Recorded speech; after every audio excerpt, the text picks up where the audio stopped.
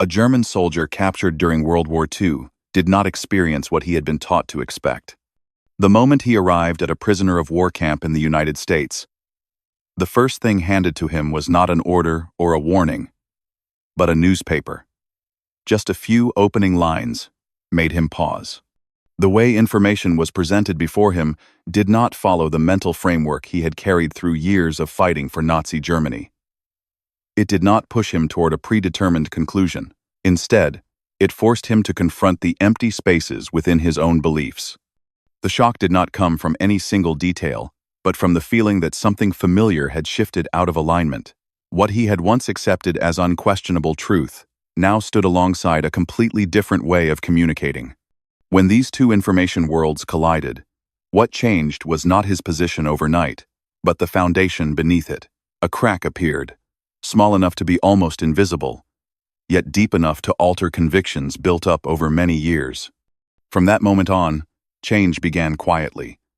There was no coercion and no instruction. There were only questions that were, for the first time, allowed to exist. Once those questions emerged, the path back to the old state of mind was nearly closed. And that is the starting point of this story: how German prisoners of war began to change the way they thought when they first encountered a media system shaped by freedom rather than propaganda. In the spring of 1943, the North African Front collapsed. In Tunisia, more than 250,000 Nazi German soldiers, including many remaining elite units of the Afrika Korps, were forced to lay down their arms before the Allied forces.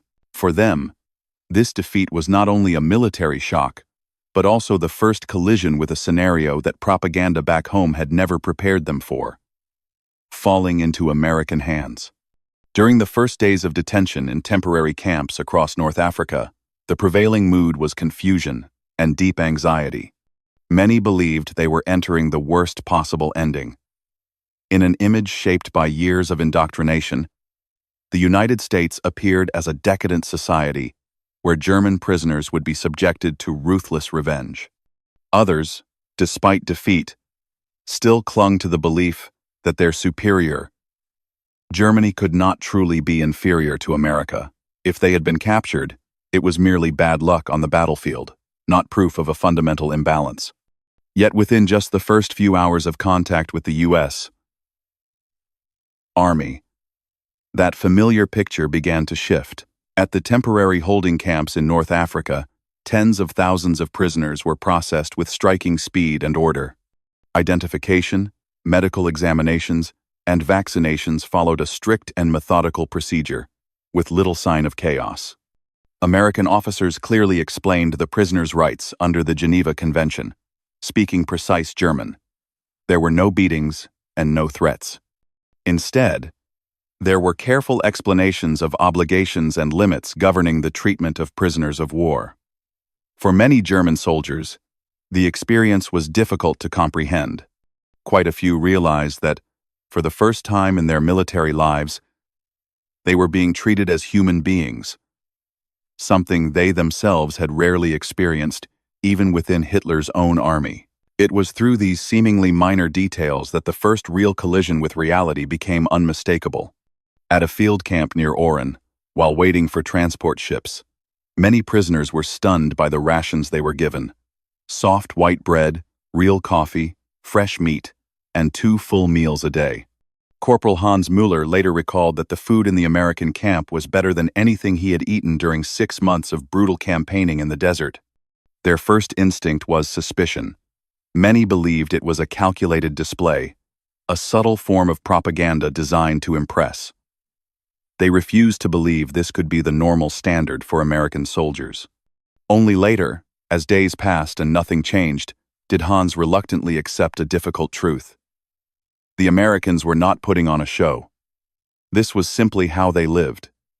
By July 1943, Liberty ships began carrying German prisoners across the Atlantic. These vessels, built to transport weapons and supplies to Europe, now carried tens of thousands of prisoners back to the United States each month. The voyage itself became their first direct lesson in American logistical power. On deck, Many German soldiers could hardly believe their eyes as they watched the amount of food discarded each day exceed the total rations their entire company had received during its final week in North Africa. Kurt Zimmermann, a German private, wrote to his family that American sailors threw away meat, bread, and milk simply because it had been left out too long. It was not done to impress or to mock. It was done because supplies were so abundant that no one felt the need to ration every bite. That excess stood in stark contrast to memories of a Germany tightening its belt, where every portion had been measured with obsessive care. 2 weeks later, the convoy arrived in the United States. In August 1943, as they stepped onto the docks at Norfolk, many prisoners realized that the journey they had just completed was only the beginning. Before them stretched a naval base covering thousands of acres, where dozens of ships, large and small, moved in and out of harbor at the same time. Loading and unloading operations ran continuously and with precision, leaving almost no idle space. In a single day, the volume of cargo handled there exceeded what the port of Hamburg could process in an entire week.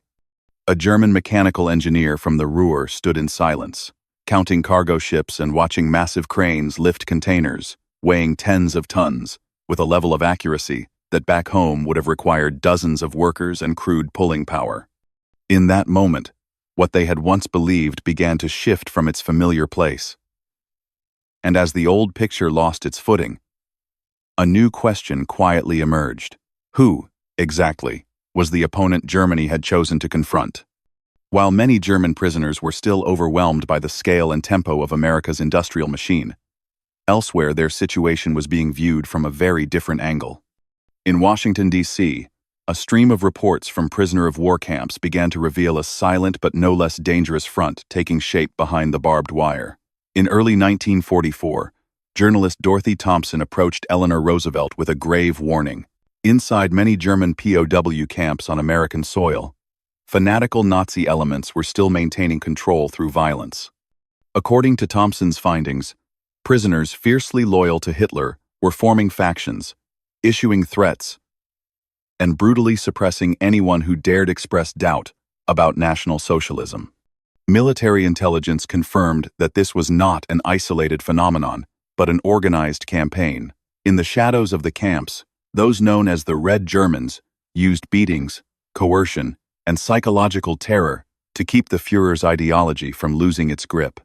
From that reality, a pressing question began to take shape in Washington. If the situation were allowed to continue unchecked, would the prisoner-of-war camps themselves become places where Nazi ideology was preserved and quietly reinforced? For Dorothy Thompson, the answer was already clear.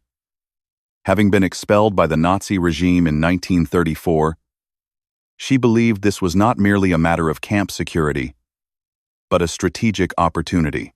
She proposed a bold idea to Eleanor Roosevelt.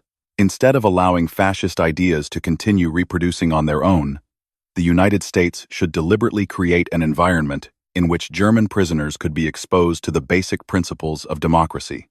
The proposal immediately met resistance. The Geneva Convention prohibited any form of indoctrination of prisoners of war, and many military leaders feared the United States was entering a dangerous, legal, gray area. But Dorothy and Eleanor did not retreat. The question was not whether to act, but how to act. Within a short time, the proposal reached the highest level. Franklin D. Roosevelt ultimately gave his approval, despite lingering doubts within the administration. The next task was assigned to the War Department, to find a lawful path forward. The solution lay in Article 17 of the Geneva Convention, which allowed nations to encourage prisoners of war to participate in intellectual and recreational activities. From this opening, a special program was created, carefully shielded under a harmless-sounding name: the Intellectual Diversion Program. On paper, participation was voluntary. In practice, it was a carefully calculated effort to break the monopoly of ideology from within the prisoner community itself. By the summer of 1944, the operation was officially set in motion. It was quiet in appearance, but nationwide in scope. The objective was clearly defined: as stated by Secretary of War Henry Stimson. The goal was not to turn prisoners into Americans, but to help them understand why American institutions functioned and why they were worthy of respect. To achieve this, the Army formed a special committee that selected roughly 85 German prisoners who had already shown early signs of opposition to fascism. Among them were intellectuals, including professors, lawyers, journalists, and even former members of the German Social Democratic movement who had been pushed aside by the Nazi regime. They were sent to separate training camps, equipped with knowledge and methods of engagement, and then quietly distributed across nearly 500 prison camps throughout the United States. There, under the cover of voluntary educational and recreational activities, a process of ideological reversal began to take shape. It unfolded not through coercion, but by steadily weakening the ideological foundations on which Nazism had once relied. To influence the thinking of hundreds of thousands of German prisoners, the U.S. military did not choose direct confrontation, nor did it attempt to impose new beliefs through orders or doctrine. Instead, it constructed a complete media ecosystem inside the prison camps themselves, one in which information no longer operated according to the logic of one-way propaganda, but existed through comparison, debate, and self-examination. It was within this environment that change began to emerge from the inside, slowly, but with lasting effect. The first pillar of this system was the press. Beginning in 1943, the U.S. Army's Special Projects Division quietly published Der Ruf, a German-language newspaper created specifically for prisoners of war and edited by Germans who opposed fascism. Choosing Germans to write for Germans was no coincidence. It made the content feel familiar and reduced the sense of being lectured by the victorious enemy. Der Ruf did not rely on slogans or direct condemnation. Instead, it presented individual facets of American history, government structure, political life, and the basic principles of democracy. Articles were written in an explanatory tone, raising questions rather than issuing conclusions, and at times, deliberately leaving those conclusions open. Information was carefully selected, not to overturn existing beliefs overnight, but to introduce points of comparison that forced prisoners to reconsider what they had been taught under the Nazi system. Alongside Der Ruf, hundreds of prison camps across the United States saw the emergence of more than 130 internal newspapers organized by the prisoners themselves. This was a strategic move. When prisoners wrote, edited, and debated among themselves, they were no longer passive recipients of information. These camp newspapers covered a wide range of content, including war news presented in a more factual manner, English lessons, entertainment sections, letters from readers, and even debates between opposing viewpoints. For the first time in years, many German soldiers lived in an environment where information was not squeezed into a single, rigid mold. That diversity alone began to erode the habit of accepting prepackaged truths that Nazi propaganda had instilled in them. If the press created depth for reflection, radio brought the rhythm of public life. In many prisoner of war camps, regular internal radio broadcasts in German were organized, with prisoners themselves serving as announcers. The content went beyond battlefield news, expanding into American history, culture, and international affairs. What shocked many prisoners most was not the specific information, but the way it was presented. They heard opposing viewpoints existing side by side, and even open criticism directed at decisions made by the U.S. government. For someone raised in an environment where radio spoke with only one voice, this was a disruptive experience. It showed them a society that could continue to function while accepting disagreement, and a political system that did not collapse simply because it was questioned. Film pushed this process even further. In the camps, evening film screenings were initially treated as entertainment, but gradually became a central component of the media strategy. The U.S. military carefully selected films that conveyed democratic values and challenged fascist ideology. Most prominent among them was the documentary series Why We Fight, directed by Frank Capra and produced by the U.S. Department of Defense, to explain why the war was being fought and what was at stake. For German prisoners, these films did more than convey information. They reframed the moral context of the war itself. Over time, prisoners began to realize that the image of a decadent America promoted by Goebbels did not match what they were seeing on screen. A society mobilizing its power to resist dictatorship rather than to serve it. The most decisive turning point came after 1945, when Nazi Germany surrendered. At that stage, prisoner of war camps began screening documentary footage from Germany's own concentration camps. For many young prisoners, this was the first direct confrontation with the final consequences of the regime they had served. The undeniable images from Auschwitz, Dachau, and Buchenwald shattered the last remaining defenses of propaganda. Reactions were intense and deeply human. Some sat in stunned silence. Others broke down in tears. Some could not endure it and walked out of the screening room. From that moment on, denial had almost no ground left to stand on. Reality had spoken in place of every argument. Alongside the press, radio, and film, books and education formed the deepest layer of this transformation. Camp libraries were stocked with large numbers of German-language works that had been banned under Hitler, including classic literature, philosophy, history, and political thought. Many prisoners read with a genuine hunger for knowledge, encountering books they had previously known only through rumors or secretly circulated copies. At the same time, voluntary classes were established inside the camps. Prisoners studied English, mathematics, science, law, and philosophy. Those with higher education often became instructors for their fellow inmates. One notable example was Walter Hallstein, then a reserve lieutenant, who organized courses in law and foreign languages inside the camp before later becoming one of the key political architects of post-war West Germany. The seriousness of these educational efforts was such that even the Nazi Ministry of Education was forced to acknowledge them. In 1944, through the Red Cross, it announced that academic credits earned by prisoners in the United States would be recognized upon their return to Germany. Ironically, that decision became one of the clearest confirmations of the effectiveness of the school behind barbed wire created by the Americans, an environment in which prisoners were not compelled to abandon their beliefs, but were given access to enough information to change how they understood the world and the war they had once fought. Among the network of nearly 500 prisoner of war camps spread across the United States, there was one site designed to exert influence not through lectures, but through lived experience. Fort Hunt.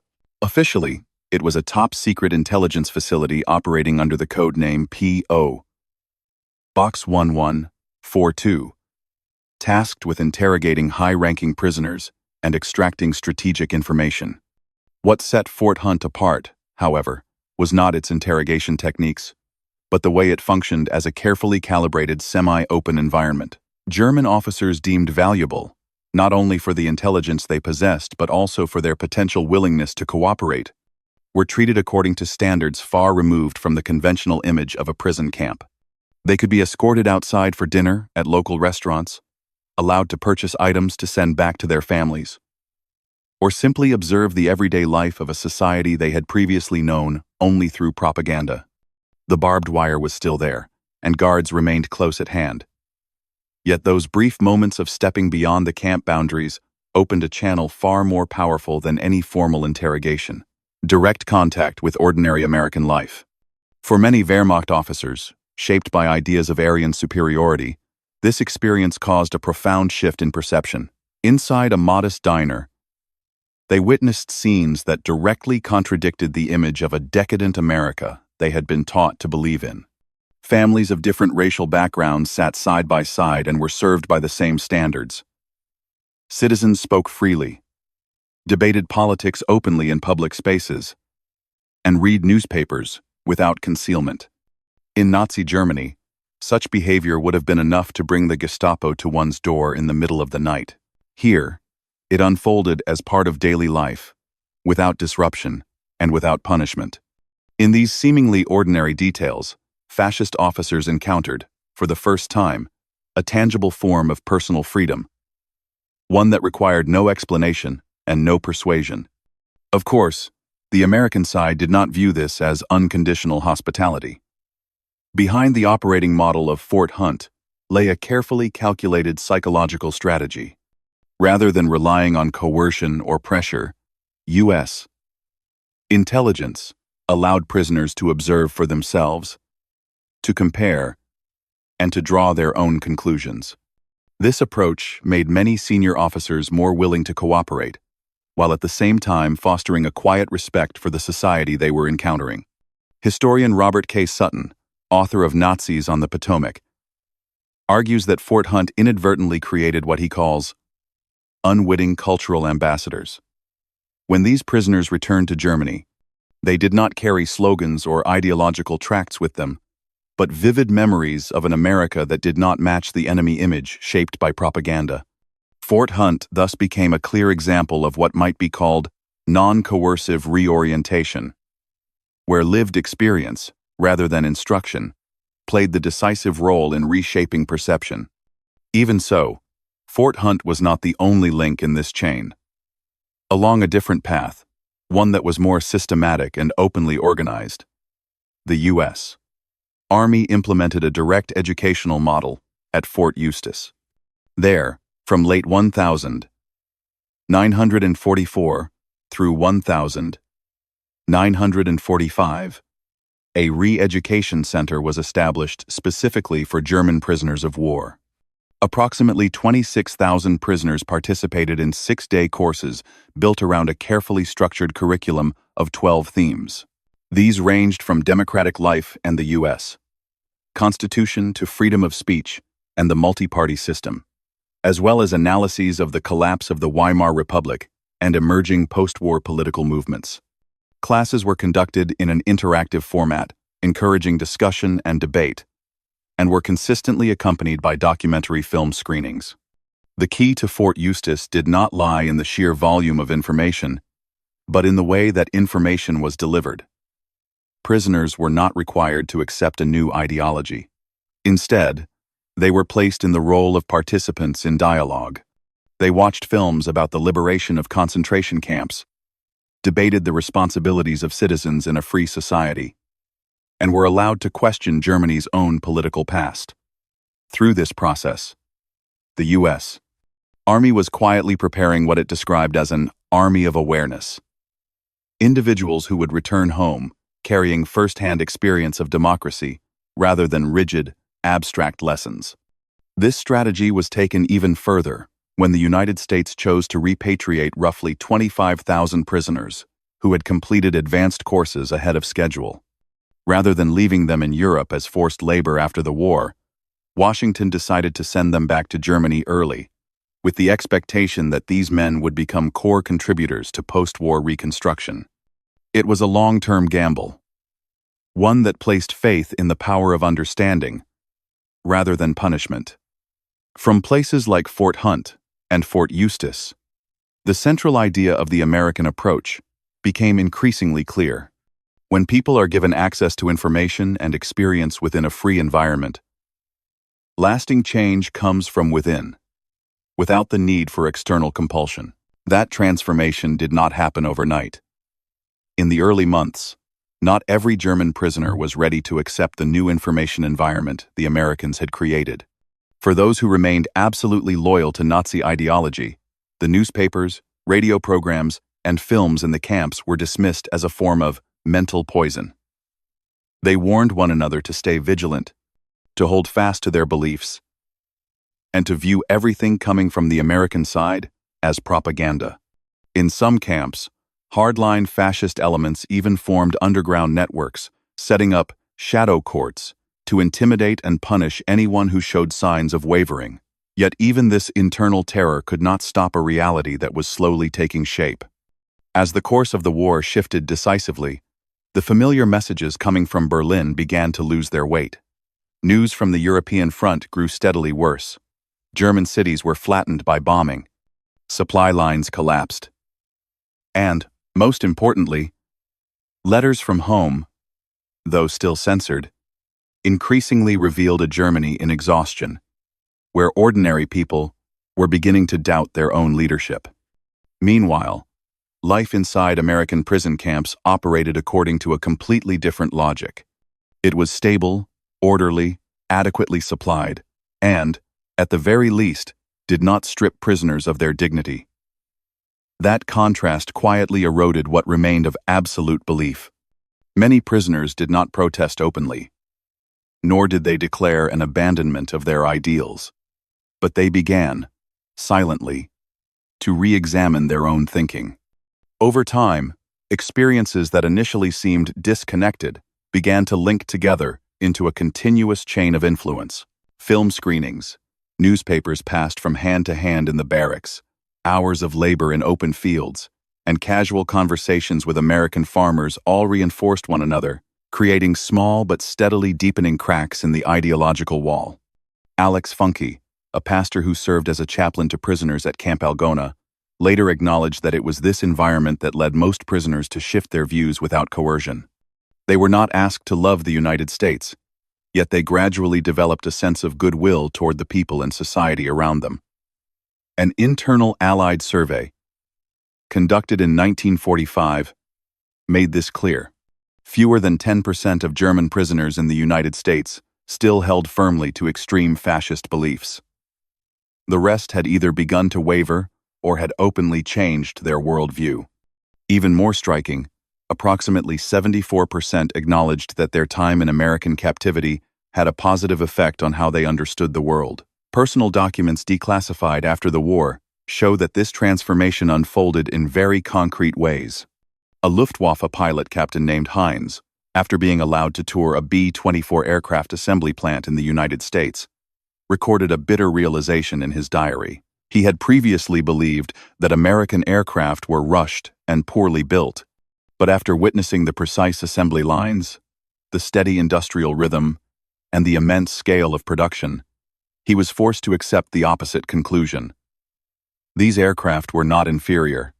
They were simply produced at a speed far beyond what wartime Germany could imagine. Another prisoner, Karl, the son of a Bavarian farmer, had an even more immediate experience. When the train carrying prisoners stopped near the Eads Bridge over the Mississippi River, he stood motionless, watching long lines of barges loaded with grain moving steadily downstream. Each barge carried enough food to sustain his entire village for years. In a letter home, Karl wrote that Americans transported food with the same logic the German army applied to ammunition. Continuously, methodically, without any sense of shortage. Placed beside the image of a starving homeland, that abundance rendered Hitler's promises of a prosperous paradise hollow. For many, the decisive shock came from things that were profoundly ordinary. At a stop in Kansas, German prisoners were offered hamburgers bought by guards from a roadside diner. It was a simple meal, yet it revealed an undeniable disparity. Soft white bread, thick beef patties, cheese, and fresh vegetables, items easily affordable to an average American, had been luxuries beyond the reach of German soldiers for years. In one letter, a prisoner wrote that Americans ate meat the way Germans dreamed of eating bread. In that moment, he realized that ordinary American citizens lived more comfortably than even the privileged classes in Nazi Germany. From then on, the illusion of racial superiority had nowhere left to stand. The final shock, and the deepest one of all, came from the way Americans treated the defeated. Dr. Friedrich Bauer, formerly the chief surgeon of a German division, was wounded and treated at the infirmary of Camp Hearn in Texas. He was astonished to find that the medical facilities for prisoners were better equipped than many civilian hospitals in Germany at the time, complete with X-ray machines, sterile operating rooms, and modern medicines. Most striking of all was the use of penicillin, an antibiotic German doctors had only heard rumors about. It was administered routinely, even for relatively minor infections. Bauer later admitted that many German soldiers had died simply because basic medicines were unavailable, while here the most advanced drugs were used without hesitation on enemy prisoners. Even the camp kitchens revealed a level of abundance that left a lasting impression. Otto, a chef who had once worked at a hotel in Munich, broke down in tears as he followed regulations requiring surplus food to be discarded to ensure that no one went hungry. He wrote that in a single day, the amount of food thrown away exceeded everything his family had seen over years of wartime scarcity. It was the first time he understood what abundance looked like when it crossed into waste, a concept almost unimaginable in a Germany pushed to the brink. All of these experiences, repeated and layered over time, quietly reshaped the thinking of tens of thousands of German prisoners. By the time the war in Europe ended in May 1945, most no longer clung rigidly to old doctrines. Many became genuine students of the American democratic model, attending classes, debating the future of Germany, and accepting the collapse of fascism as an inevitable outcome. The ideological battle behind the barbed wire thus came to an end not through coercion, but through a transformation that arose from within the minds of those who had once been enemies. By mid-1946, the final trains carrying German prisoners of war departed the United States, returning them to a homeland that was nearly unrecognizable. Cities lay in ruins, the economy was paralyzed, and collective confidence had collapsed. Yet the men stepping down onto those platforms were no longer soldiers burdened with old doctrines. They returned with a different kind of baggage. Lived experience in a society where information was not sealed off, where debate was not treated as betrayal, and where human dignity was preserved even in defeat. One former prisoner later recalled that the trains carrying them to America in 1943 were filled with proud Nazi warriors, while the trains bringing them back to Germany in 1946 carried people prepared to rethink the world they lived in. The change was not dramatic or loud, but it was deep enough to matter. Post-war reality showed that this shift went far beyond personal reflection. Many former prisoners who had taken part in classes, vocational training programs, and sustained exposure to American media quickly became core contributors to the reconstruction of West Germany. Those who learned trades in the camps returned to rebuild factories and workshops, bringing with them organizational and managerial approaches they had observed in the United States. Former officers who had been exposed to local self-government, elections, and the rule of law participated in reorganizing administrative structures along more transparent lines. The case of Walter Hallstein stands as a clear example. Having taught classes inside a prisoner of war camp, he later became Foreign Minister of West Germany and one of the key architects of European integration. Another example is Josef Argauer, a prisoner who trained as a mechanical worker in the United States and returned home to become a factory manager, applying modern management models and contributing to the Wirtschaftswunder, the West German economic miracle of the 1,950 seconds. Different paths led to the same conclusion. Change grew out of understanding, not command. The influence of this soft power strategy spread in ways few had anticipated. Around 5,000 former German prisoners returned to live in the United States after the war, partly for opportunity and partly because of bonds formed during captivity. More than 12,000 others maintained correspondence with American families they had come to know, with exchanges lasting for decades. Over time, these personal connections wove a network of goodwill between two nations that had once stood on opposite sides of the battlefield. Back in Germany, many former prisoners became informal storytellers, recounting their experiences of an America far removed from the image of a brutal enemy shaped by propaganda. Without speeches or slogans, they helped dissolve old prejudices through the simple power of lived experience. In the broader sweep of history, that impact was far from insignificant. Barely a decade after the war, West Germany emerged as a key ally of the United States. Historians argue that the success of the Marshall Plan and the formation of NATO cannot be separated from a social foundation already prepared to accept democracy and cooperation. That foundation was shaped in part by people who had once lived behind barbed wire in the United States. They experienced what might be called the American lesson, in a very particular way. Not through mandatory instruction, but by observing a society where information circulated freely, power was subject to scrutiny, and prosperity was tied to freedom. That experience led them to understand that the future could not be built on hatred and dictatorship. By the late 1942, as former enemies met again at negotiating tables and international forums, the story of German prisoners of war in the United States had become a vivid illustration of democracy's power as a tool of transformation.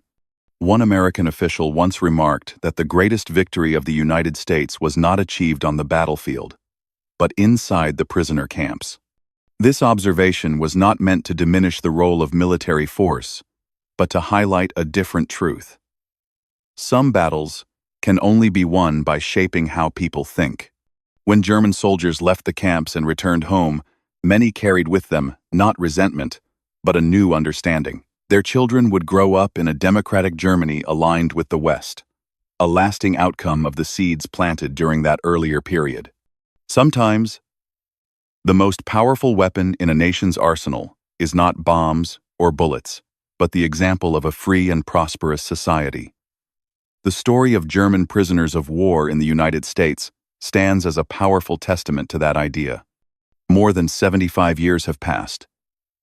Yet the lesson of winning through hearts and minds rather than violence remains fully relevant. It is a reminder that in the struggle for human thought and conviction, truth and humanity are always the strongest allies. As history has shown, sometimes to defeat an enemy, all that is required is to show them a better path.